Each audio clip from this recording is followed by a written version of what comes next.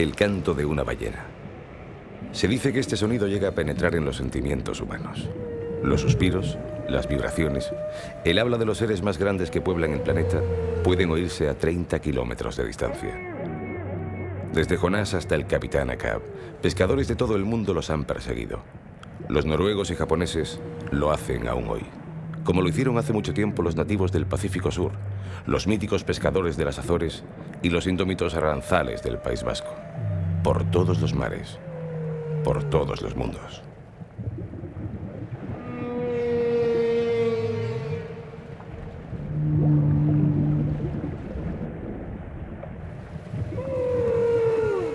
La imagen romántica del ballenero se forjó en la segunda mitad del siglo XIX, cuando las goletas de Nueva Inglaterra surcaban los océanos tras la grasa de ballena, de la que se obtenía el aceite que iluminaba las casas, las calles y alimentaba las primeras máquinas de la era industrial.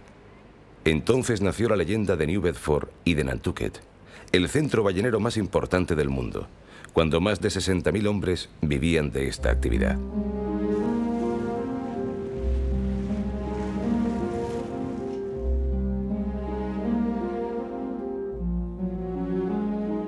En este antiguo puerto, donde los niños crecían arponeando gatos con un tenedor, nació uno de los libros más fascinantes de la literatura universal, Moby Dick, la célebre historia de la gigantesca ballena blanca que cazadores de cetáceos, científicos y aventureros han buscado sin éxito.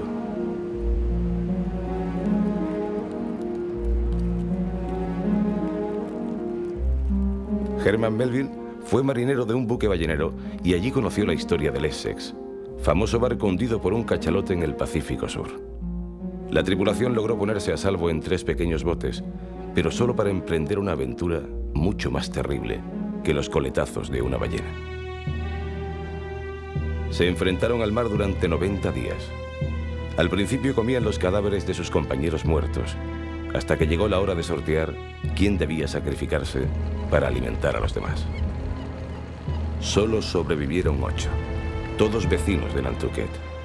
Fueron hallados en una chalupa llena de huesos humanos astillados, roídos, sorbiendo meticulosamente el tuétano.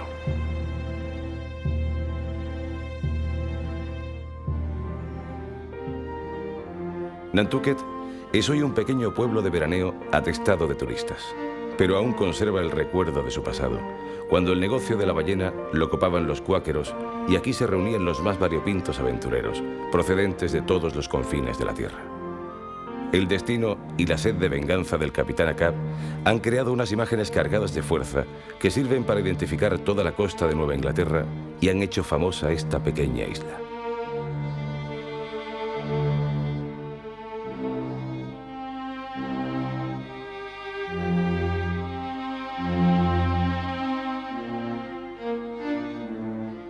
En la vecina New Bedford existe un parque temático dedicado a las ballenas.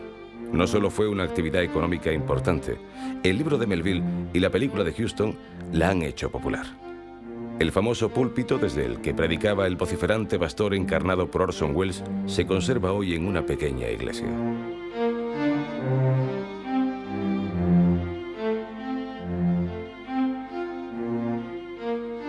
Un museo recuerda los arpones, los botes, la osamenta, las condiciones de vida y la artesanía que se desarrollaba en un ballenero. Un barco caníbal, escribió Melville, embellecido con los vencidos huesos de sus enemigos.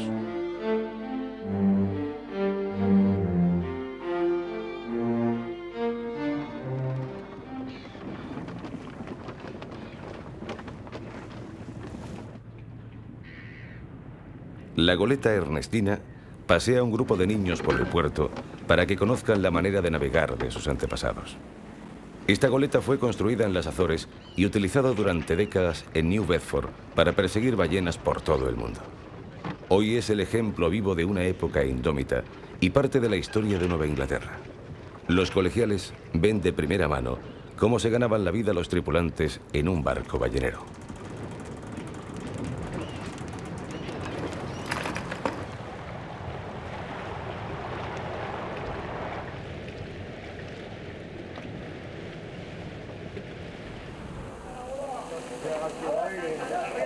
Los primeros cazadores comerciales fueron los pescadores vascos de los siglos VII y VIII, que encontraron en Europa un gran mercado. La carne de ballena, como la del bacalao, entró en la dieta alimenticia de los europeos debido en parte a la Iglesia Católica, que prohibía comer carne roja determinados días y épocas del año. Por el norte de España se levantaron atalayas en toda la costa, desde Bilbao a Bayona, que se utilizaban solo en invierno, entre octubre y marzo. Al observar el chorro de agua de una ballena, el vigía emitía gritos prolongados, señales codificadas que indicaban el tipo de ballena, si navegaba sola o en grupo. Los botes balleneros se hacían entonces rápidamente a la mar con 5 remeros, el capitán y un arponero. Estas carreras de las barcas balleneras son el origen de la afición a las regatas de remos en el Golfo de Vizcaya, donde numerosas localidades como Bermeo, Fuenterrabía, Biarritz, Guetaria, Zarauz, Lequeitio o Motrico integraron la figura del cetáceo en sus escudos.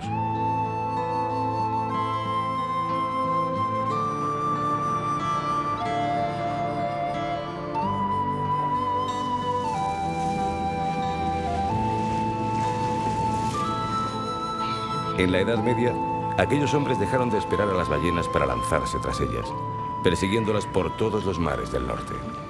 Navegaron más de 1000 millas hasta Islandia, Noruega, las Hébridas y las Islas Feroe. Para entonces, la caza de la ballena era una pesca noble, estrechamente ligada a la del bacalao, que aún se practica en el Atlántico Norte. Los cazadores de ballenas no eran simples pescadores. También fueron grandes exploradores y excelentes marinos que se adentraron en inmensidades desconocidas, descubriendo islas y rutas, doblando una y otra vez el Cabo de Hornos, sorteando tempestades, hambres, brumas y cuantos infortunios pueden esperarse del mar. Hasta los fríos parajes árticos llegaron los curtidos balleneros vascos en busca de capturas. Uno de ellos, según la tradición, naufragó en esta pequeña isla frente a la costa de Groenlandia, a la que pusieron el nombre de Isla de los Españoles. El Ártico es uno de los pocos lugares del planeta donde los indígenas aún cazan ballenas para subsistir. Aquí la vida no resulta fácil. Durante 6 meses al año se soporta el más duro de los inviernos, el de la noche polar, con temperaturas que descienden hasta los 40 grados bajo cero. Los esquimales llevan 4000 años adaptados a estas circunstancias extremas, aprendiendo a no desperdiciar lo que les ofrece la naturaleza. Desde hace siglos, cazan focas, ballenas, narvales y caribúes. Han conseguido sobrevivir aprovechando sus pieles, su carne, su grasa y sus huesos para alimentarse y fabricar cuanto necesitaban. Los inuit, como ellos se llaman a sí mismos, son un pueblo repartido entre Rusia, Alaska, Canadá y Groenlandia.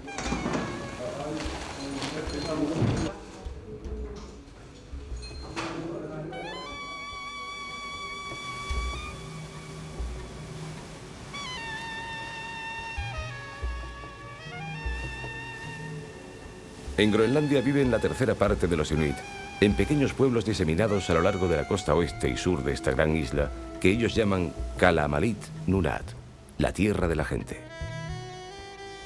Aunque este vasto territorio pertenece a Dinamarca, los esquimales groenlandeses constituyen una comunidad independiente que habla su propia lengua y mantiene tradiciones ancestrales, como la caza de la ballena. La Comisión Ballenera Internacional les permite capturar 140 rorcuales aliblancos al año, un cupo que el gobierno distribuye con precisión y un rígido control.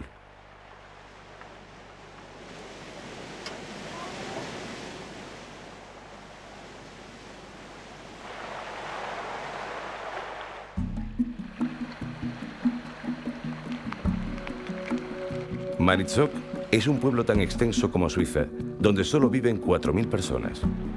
Aquí no hay carreteras, de manera que todos los habitantes utilizan sus pequeños botes para moverse o el avión cuando se pretende viajar más lejos. En la lengua inuit, Maniitsoq significa lugar agreste. Un nombre nada sorprendente en una isla donde es imposible encontrar zonas llanas y cálidas. En esta población, el gobierno danés permite capturar cada año 7 ballenas que deben distribuirse entre los 3 barcos de pesca que reúnen las condiciones necesarias para enfrentarse al mayor mamífero del planeta.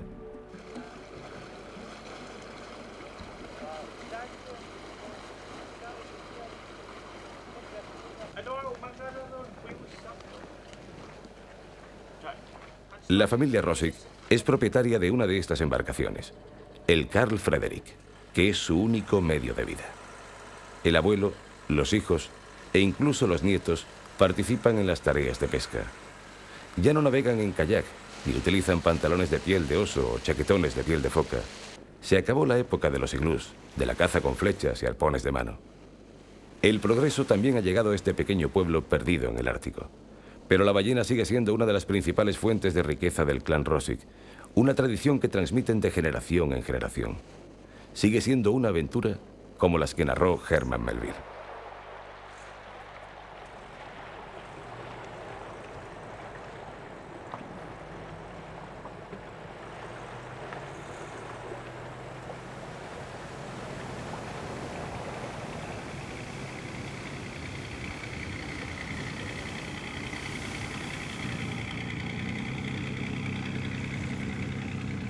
El romanticismo de Moby Dick solo se conserva hoy entre los inuit.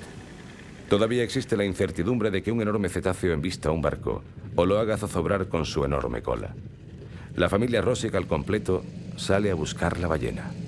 Desde Barto, el abuelo, a Frederick y Soren, sus hijos, a Hans Lars y Jorgen Peter, sus nietos.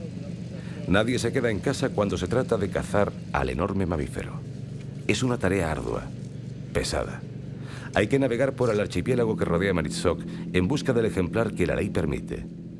Los tripulantes trabajan con sumo cuidado. Un error puede dar con uno de ellos en el agua y morir de hipotermia.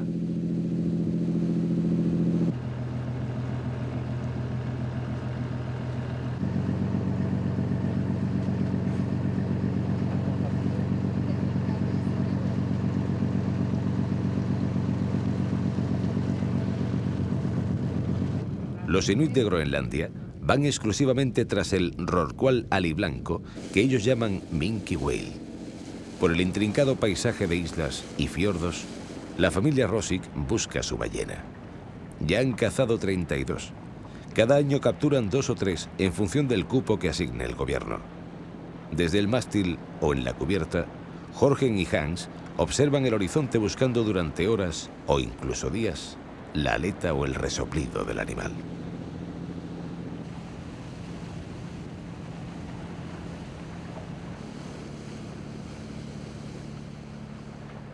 La caza es tenaz y obsesiva en las heladas y solitarias aguas del Ártico. La familia necesita las proteínas y el dinero que suministra una ballena. Se repiten las falsas alarmas de los enormes cetáceos que no pueden cazar. Durante 2 largos días polares, los Rossig rastrean el mar en su pequeño barco de 15 metros de eslora. La frágil embarcación persigue al animal más grande de la naturaleza en una lucha desproporcionada.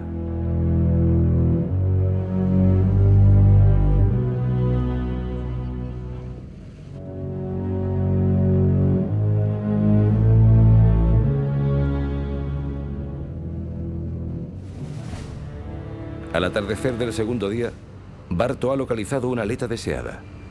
Hay 2 ejemplares que nadan en torno a una ensenada frente a las costas de Groenlandia, en el estrecho de Davis, que la separa de Canadá. Barto da la voz de alarma y toda la familia se prepara para la persecución. Son 4 eternas horas tras la huella de la ballena, a la espera de que emerja a la proa y poder disparar el arpón. Es fundamental que no haya muchas olas para acertar a la primera. La bala que impulsa el arpón es muy cara y nadie quiere hacer daño a ningún animal si no es para cazarlo. No resulta fácil. Hay que seguirla con precisión. Para situar la proa en posición de disparo, hay que ver dónde se sumerge y adivinar en qué punto saldrá a respirar. El tiempo se detiene en la tensa espera.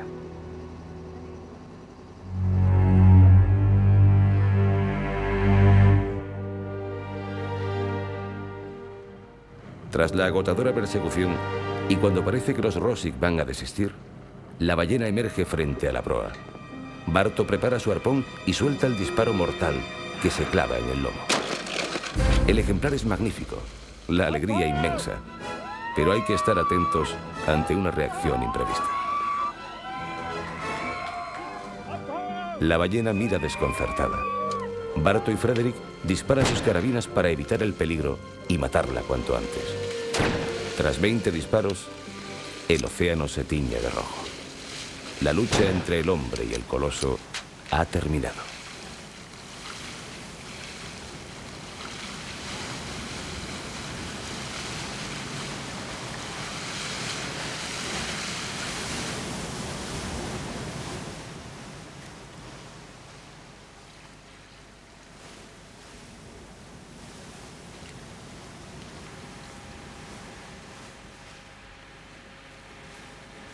Aunque muchas tradiciones ya no se mantienen, el orgullo del cazador no ha envejecido y hoy los Rosik se sienten los inuit más orgullosos del Ártico. Regresan con su ballena. Pueden anunciar a todos sus vecinos que habrá carne durante varios días y que su familia tiene el sustento asegurado.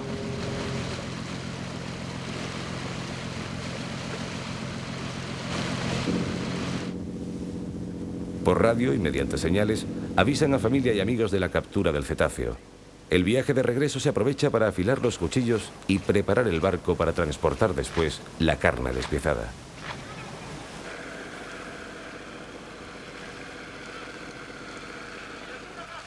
En un pequeño islote se reúnen 30 o 40 miembros del clan Rosik para ayudar a descuartizar y preparar la ballena. Tras remolcarla durante varias millas, hay que vararla y auparla para su despiece. Una vez en tierra, se aprecia la hermosura del animal. Este rorcual mide más de 7 metros y tiene 1 tonelada de carne.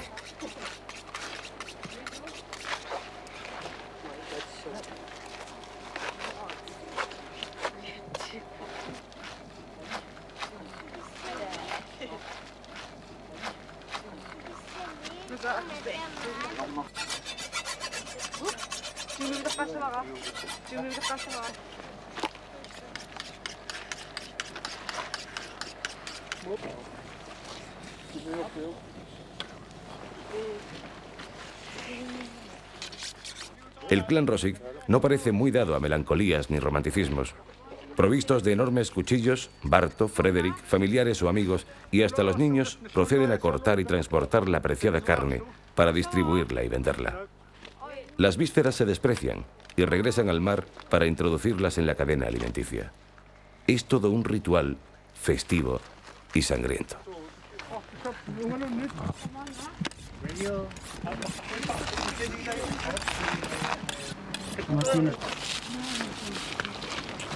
La caza de la ballena se practica solo en primavera y verano en la costa oeste de Groenlandia, donde vive la mayor parte de la población. Ya no se usa su grasa para el aceite, ni sus huesos como armazón de las viviendas. Solo su carne será repartida entre la familia y lo que sobre, vendido en el mercado.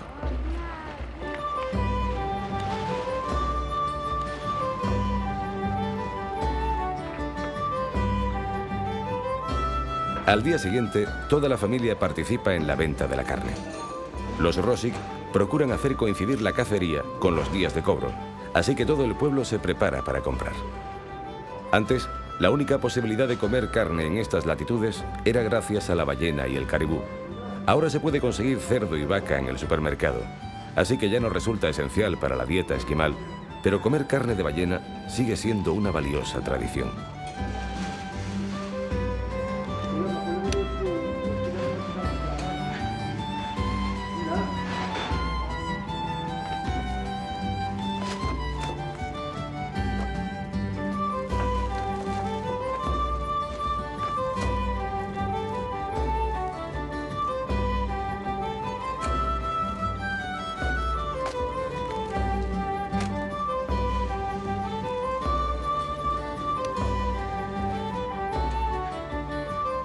Solo una parte se seca en filetes para conservarlos hasta el invierno.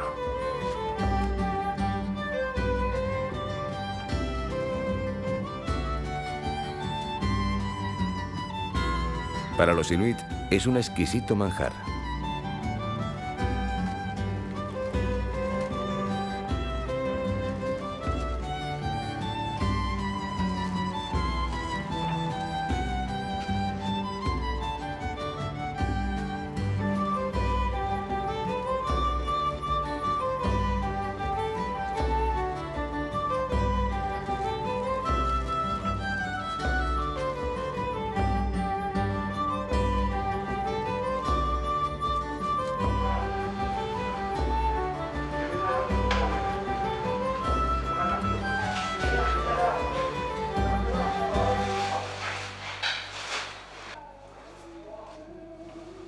El frío polar y el hielo de algún iceberg permiten prolongar la venta durante 4 días.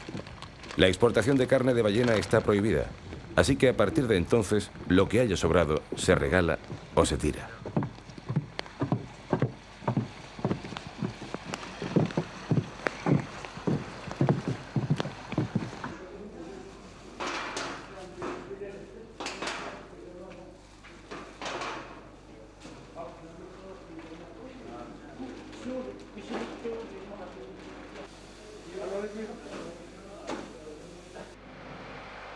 Barto manda 10 kilos de carne congelada a los familiares que viven en Qaqortoq para que también participen de la fiesta.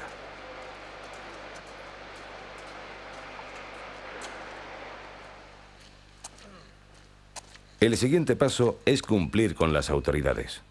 Barto Rosic se dirige al ayuntamiento para comunicar la captura. La tradición esquimal se ha burocratizado hasta extremos insospechados. Para cazar una ballena hay que pedir permiso con meses de antelación. Después, comprar la bala que impulsa el arpón, que es donde el gobierno groenlandés ha cargado los impuestos hasta el punto de que una bala cuesta tanto como 100 kilos de carne de ballena.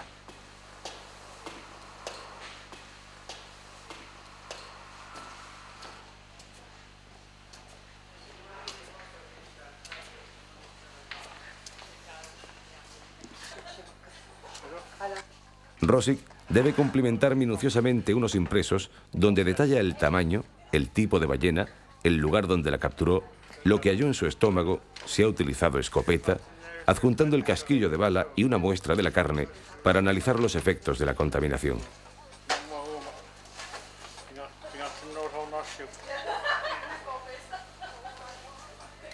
Las ballenas movilizan hoy a una influyente y sensible opinión pública internacional que cuestiona incluso los cupos de ballenas otorgados a las comunidades nativas que mantienen estrechos lazos sociales y culturales con la caza de ballenas.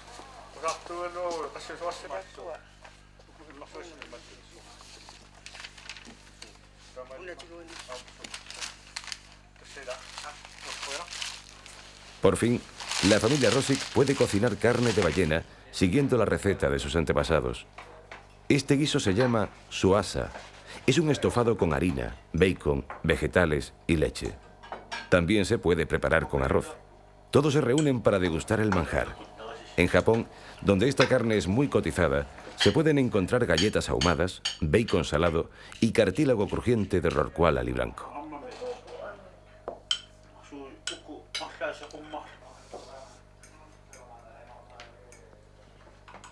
El hijo mayor de Barto ya ha cazado 28 ballenas en la zona de Thule, más al norte. 3 de sus hijos son pescadores y el mayor de los nietos parece ser el predilecto del jefe del clan. Con 13 años, Hans Lars aspira a seguir los pasos de su abuelo, aunque los galones de capitán del barco los heredará Frederick. Los Rosic, auténticos inuit, llevan generaciones instalados en Maniitsoq, dedicándose a cazar y pescar. Respaldan las acciones de Greenpeace para preservar las ballenas. Ellos alardean de que solo capturan lo que necesitan para subsistir. La carne de ballena para alimentarse y la piel de foca para fabricar la ropa que les permite resistir el duro invierno ártico. Pescan también gambas, que venden en Sisimuit, 200 kilómetros al norte. Y cuando se abre la veda, salen a la caza del caribú.